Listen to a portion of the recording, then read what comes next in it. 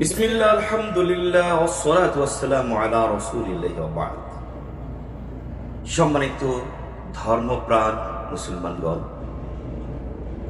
আল্লাহ সুবহানাহু ওয়া তাআলার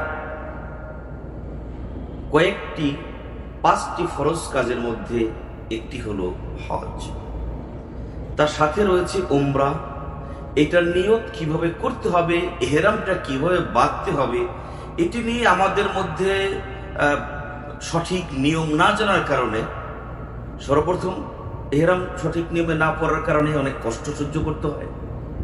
তেমনি উমরা সঠিক নিয়ম না জানার জন্য উমরাটি হয় ত্রুটিপূর্ণ। তাই তো আমি আজকে আপনাদেরকে দেখাচ্ছি, বর্তমানে আমি রয়েছি আলহামদুলিল্লাহ বাইতুল হারামের পাশেই মক্কাতুল মুকাররমায়। আপনাদেরকে আমি